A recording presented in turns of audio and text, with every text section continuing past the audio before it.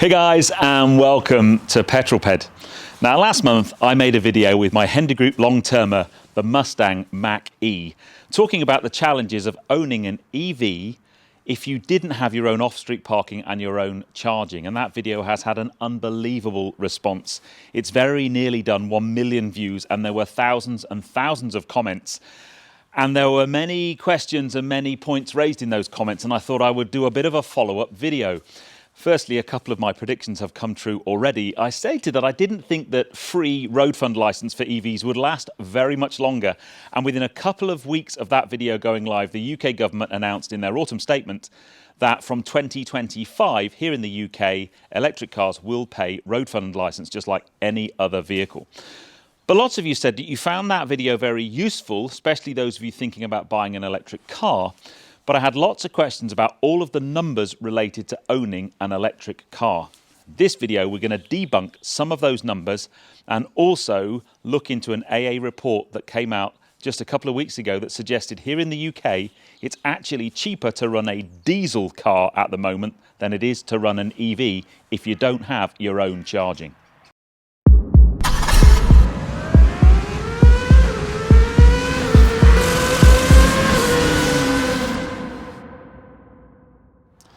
Now, before we start, I always find it amusing what people pick up on videos. And a lot of you said, I've parked my electric car right in front of a stack of logs. How green am I? A couple of things. Firstly, we're on oil-fired central heating here, and we are actually looking to move next year towards a solar panel array on the roof of this barn, a Tesla Powerwall, and removing our oil-fired central heating with an air source heat pump. But until we do that, arguably, burning logs in a wood burner is far more sustainable and environmentally friendly than burning oil. So there we go. Anyway, first of the numbers I want to talk about is battery size. Okay then, so when you're buying your EV, one of the first numbers you're going to come across is how big the battery pack is, or the size of the batteries.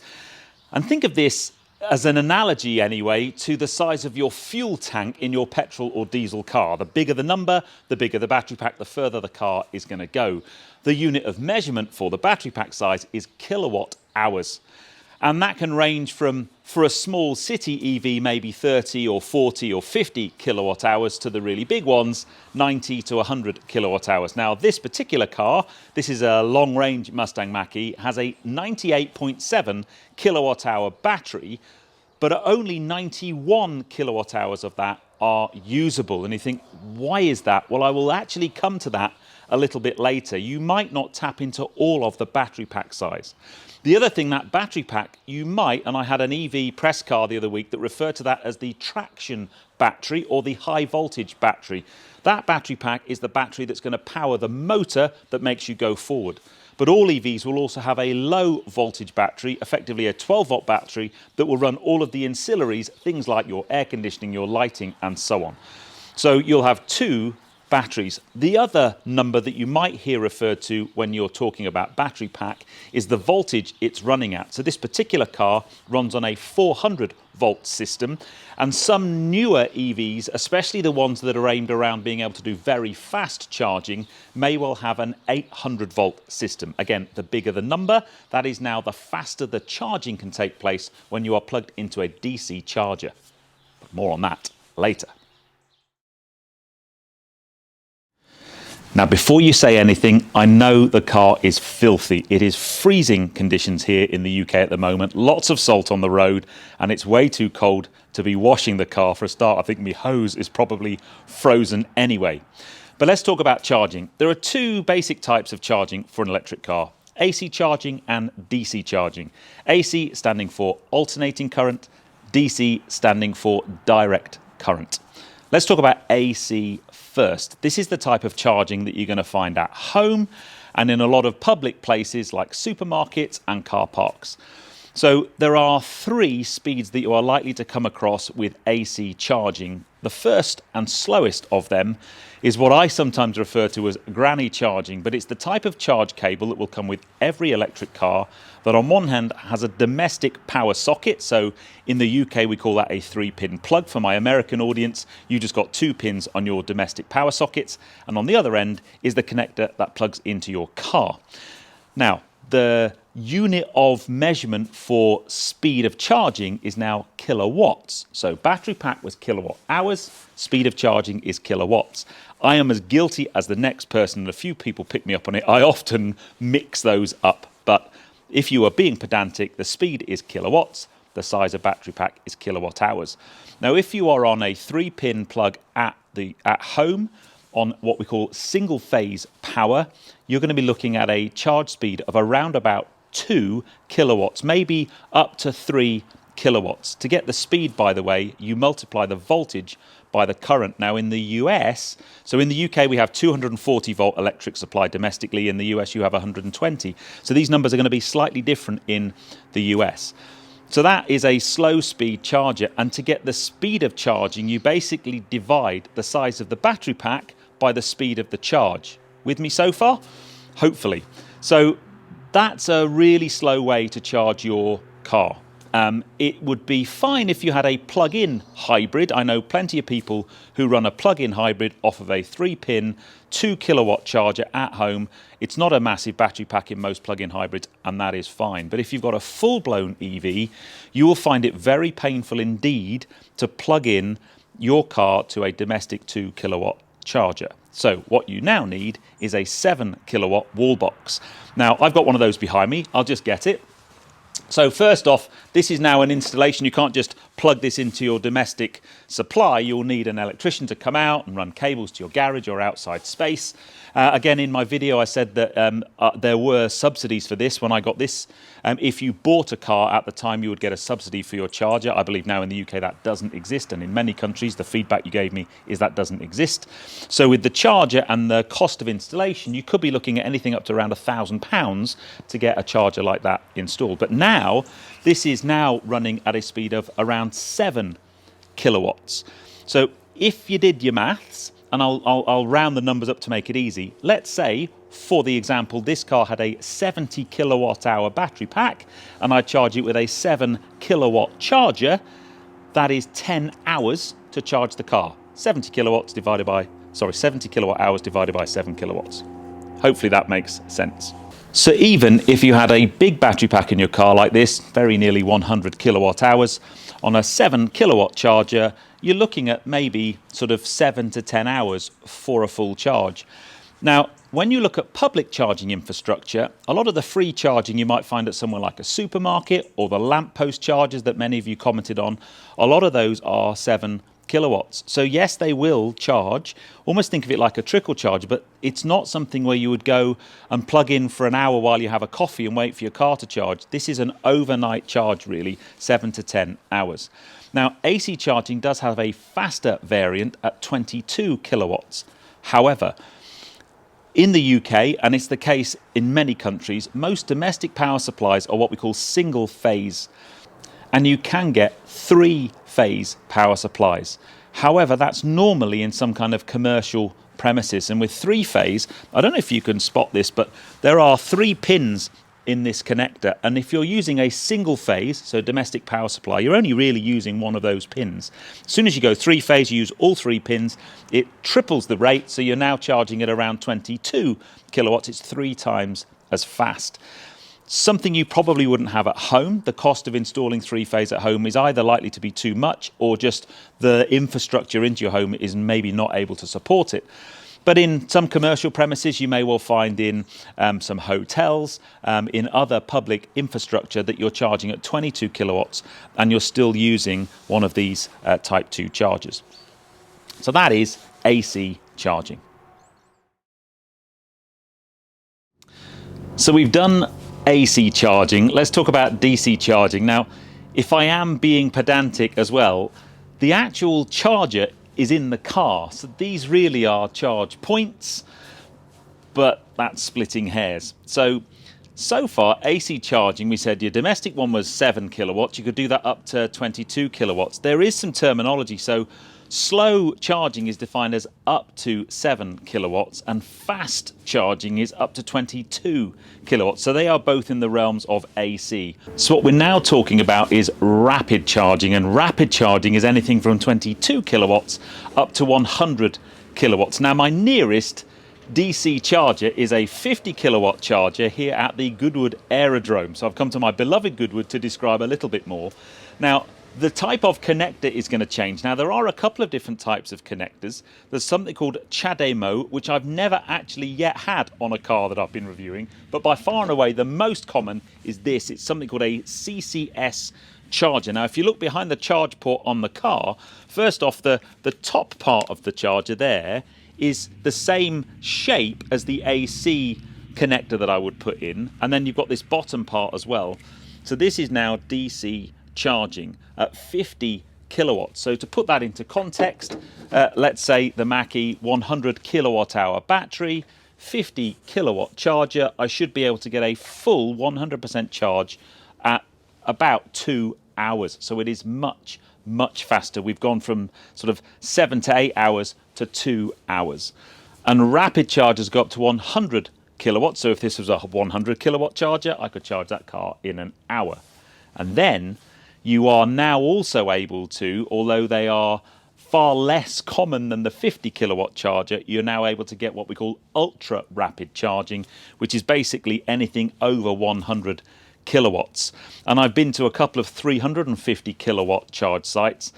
And if your car will take it, because once you get to that kind of speed, it's about the voltage. Remember, we talked about 400 or 800 volt systems. But if you were charging at 350 kilowatts, for a car like that, we're now talking about 20-25 minutes to charge the car. It's a simple amount of maths. This is like a fire hose. If I want to fill up a swimming pool, the faster the charger, the bigger the fire hose, the more water is going to come through it, the faster the swimming pool fills up. It's that simple. Your biggest challenge with 50 kilowatt and above chargers is just finding them. They are far less frequent. When you look at how many chargers and the often quoted the number of public chargers in the UK, for example, or in any country you live in, will be a really big number, but a very large proportion of that will be AC chargers. The faster chargers from 50 kilowatts and above, this is the kind you really want if you want that volt and bolt. If you want to stop, have a coffee, fill your car up, you want the bigger kilowatt number you can get. So on my Zap Map app, and there are others available that will tell you where your local chargers are, you can put filters that just filter off anything slower than 50 kilowatts. That's what I do anyway. I think all the different types of chargers is one of the most complicated things about owning an EV. But if that's all the different speed of charging, what about cost of charging? Now, I wanted to just talk about, a lot of you commented on the fact that you could charge at work for free. And I totally understand that. I know plenty of employers that currently offer free charging. I think my point was in my previous video, how long will that last? Especially with the current cost of electricity, the energy costs for businesses are going up so much that maybe some businesses will look at the cost of allowing their employees to charge during the day for free and make adjustments and start to charge. So that may well be the case. But in general, what about the cost of charging? Well, here in the UK, the AA, the Automobile Association, did a brilliant piece of research recently. So let's just talk about some of their findings. According to a new AA report, EVs can lose out to diesel cars when looking at the pence per mile cost. It found that running a diesel is cheaper for EV drivers who do not have any form of personal dedicated off-street charging. The report confirms that domestic charging is the cheapest option for EV owners. Domestic charging is also half the price of ultra-rapid options. Fast chargers also represent the most common charge point in the public network, outnumbering rapid and ultra-rapid devices by more than 3 to 1. However, slow charging providers often offer subscription services which unlock rates lower than the average fast charging price. For those without any personal dedicated off-street charging, running a diesel is cheaper at 13.25 pence per mile. In contrast, with all but ultra-rapid chargers, petrol is more expensive on a pence per mile basis at 14.62 pence per mile, but for all EV drivers, using a combination of domestic charging and ultra-rapid top-ups is cheaper than running a petrol or diesel car. Now, in piston cars, we're all used to efficiency measures. We're all probably more than happy with what miles per gallon or litres per kilometre mean. But when you get in an electric car, those two measures don't mean anything. The measure you need to understand is miles per kilowatt hour, or I guess you could look at kilometers per kilowatt hour if you are in the metric system. It's kind of confusing a little bit because we're in a crossover of metric and imperial. We do both here in the UK. But it's a really, really simple measure. It is literally a measure of how efficiently the car is going to get along the road. Now, let's try and simplify the maths. Imagine this car has a 100 kilowatt hour battery pack and the car says I'm doing 3 miles per kilowatt hour. Do the maths, just multiply the two together, and that means at that level of efficiency you should get 300 miles on a full battery pack. So cars that are least efficient, if I get in an EV doing a road test and I'm looking at efficiencies of between 2 and 3 miles per kilowatt hour, I'm not particularly impressed. Anything over kind of 3.5 to 4 and I'm hugely impressed.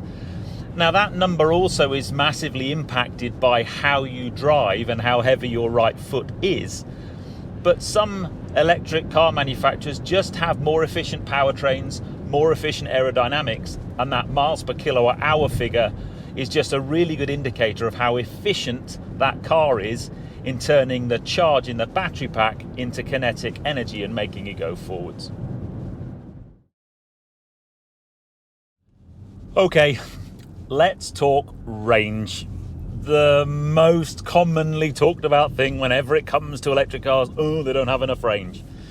So range is a combination of how big your battery pack is and how efficient your vehicle is. So you say, okay, well, I'll buy the most efficient vehicle I can with the biggest battery pack. Well, yes, but it's not quite that simple. The bigger the battery pack, that will mean typically the car is bigger and it will be heavier and it will cost more. So that sometimes isn't for a smaller city car, that's just not an option. So for sure, those two things have a big impact. But it's just like the range in a petrol or diesel car. The way you drive it has a massive impact. Hard acceleration will deplete the battery quicker. The big killer for electric cars, and actually this isn't a problem for me because I'm stuck behind this truck, is speed. So drag, aerodynamic drag and mechanical drag increases with speed. And therefore, if you were, for example, on a motorway or a dual carriageway and you set your cruise control at 50 miles an hour, compared with someone who set their cruise control at 70 miles an hour, you're going to get more range because drag squares with speed. The faster you go, the more drag you get, the less range you're going to get. So that's why you'll often get, if you were just doing lots of town driving, you're going to get more range out of your car than if you were doing long distances at higher speed. The other thing that hampers range, and this is definitely the case at the moment here in the UK because it's winter time and currently the outside temperature is only 1 degree Celsius, is that has a huge impact on battery efficiency. And what you'll find, and I'm sure many of you who own electric cars are finding this in the winter time, your range depletes or decreases significantly. So this extended range Mach-E, it doesn't do anywhere near the quoted figures of nearly 300 miles, but in the summertime, 250, maybe 260 miles was doable. At the moment, in the cold, on 100% charge in the morning, it's indicating about 160 to 170 miles. And I know someone who's got a mini electric at the moment, they're currently struggling to get 90 miles out of it. Now, there are some things you can do to alleviate that problem. Most EVs will come with an app, and while the car's still plugged into your charger in the morning, you can go into your app and preheat your car, so get it all nice and toasty inside, but also do what we call precondition the batteries. That warms the batteries up, and that helps with efficiency. But the heater will kill your range as well. I was in an EV just last week, and just by turning the heater off, my range, my predicted range of the computer in the car went from 140 miles to 190 miles by turning the heating off. Now, the last thing to mention is what a lot of manufacturers will do is their predicted range is done with an algorithm on a computer, and I mentioned this in my last video, and lots of you pulled me up on it. If you clear the driving history, your predicted range in your car goes right to the maximum the manufacturer will do, and then over a period of time, the algorithm works out what your actual range is likely to be. So you could do that. But what a lot of those algorithms do is actually protect the battery by not utilizing all of it. So even when your predicted range is showing 0, a lot of manufacturers will still have maybe 10% of the battery actually in or power in the battery, and they do that to help protect the battery and provide things like longer warranties on batteries. And then the final thing just to mention very briefly, as we're going so slowly and I've got a nice long journey, is, and this literally could be a whole video in its own right, is that the kind of best practice really is to keep your battery between 20 and 80% charge. Now, the first 20 and last 20% of your battery's charge take the longest. It's to do with how the electricity and the power goes into the battery. It kind of trickles in to start with up to 20%. And then from 20 to 80%, you get your most efficient or most rapid charging, and then it tails off at the end, the last 20%. So it's not such a problem if you're just charging overnight, but if you're rapid charging in public, the best practice, if you keep between 20 to 80%, that's your fastest way to charge. So you can nip into a rapid charger, stick it on there, charge from, let's say, 20 to 60 or 80% in half hour, 40 minutes, and then go. That's quicker than if you hang on until you've done all your 100% charging. And I know the problem with that, many people will point out, is that means that if your range, let's say you're doing a range of, 100 miles, I'll keep my maths easy, and you only stick between 20 to 80%, you're only actually utilizing 60% of the battery. That means your range isn't 100 miles, it's really 60 miles. But that's more to do with the most efficient, using your charge infrastructure as efficiently as possible. But range, oh my goodness, what a topic that is. We could literally talk about that for hours. Next set of numbers is all to do with power. Not the power of the charging, the power of the car. I guess the first thing to say is whether you are metric or imperial, so whether you talk about horsepower or metric horsepower. I'm going to go into the world of metric and talk about metric horsepower, or PS, Förderstrasse, because a lot of EVs will be quoted in PS. However, if I was being entirely accurate, because this is an electric motor, I should be quoting power in terms of kilowatts, not horsepower. So you therefore need to know the relationship between a kilowatt of power and a metric horsepower. And 1 kilowatt of power is 1.35 metric horsepower. So this car, for example, has 351 metric horsepower, and that equates to 258 kilowatts.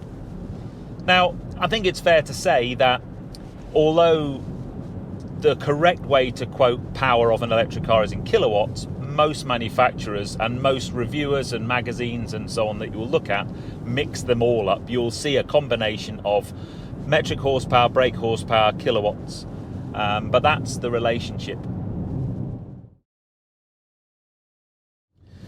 Now, the last number I want to talk about is kind of the same, and that is torque. Now, again, I get berated quite a lot because in torque numbers, I often quote torque in metric torque, which is Newton meters. But I appreciate that many of you live in imperial land and will want to talk in foot pounds. Now, either one is applicable. You will find that I think a lot of electric cars will be quoted in Newton meters because it's typically more kind of ties in with the metric kilowatt electric description. And the thing you will find about a lot of electric cars is they have really high torque output. So this Mach-E, for example, has 580 Newton meters of torque, which is a lot. However, for me, the important thing about torque in electric cars is not so much about the number, it's about the torque delivery. So I could have a piston car that has a lot of torque. So something like an Aston Martin DBS Superleggera, for example, that produces 900 Newton meters of torque. But it's on a torque curve, and that torque curve goes up through the rev range, and you'll find peak torque, depending on the car, at somewhere probably between, 4.5 to 6,000 RPM. In an electric car, that torque figure, so this car, the 580 Newton meters that this car has in terms of torque, is available all the time from 0 RPM. It's not a torque curve, it's a flat line. And it's this instant torque that you will hear people talking about in electric cars. The second I put my foot on the throttle, I've got that torque. So torque in electric cars, yes, the number's going to be higher. Yes, it's likely to be quoted in Newton meters, but it's available from 0 RPM, and that totally transforms the driving characteristics of the car. Now guys, I hope you enjoyed that one. I'm sure there are some numbers I've forgotten. If there are, please put it in the comments below. I'm sure some of you might take debate at some of the descriptions I've used. I was trying to simplify it as much as possible, but keep it as accurate as possible. But honestly, I think when you're coming into electric from scratch and you're doing all your learnings, it can sound very confusing. But when you break the numbers down and when you understand them, it really isn't that bad. Put in the comments below. I would love to know what you think of that one. But if you've enjoyed it, then please give me a thumbs up. Comments below are always welcome. And if you haven't done so already, please subscribe to Petrol Ped for plenty more content to come. And I'll see you on the next film, guys. You take care. Drive safe.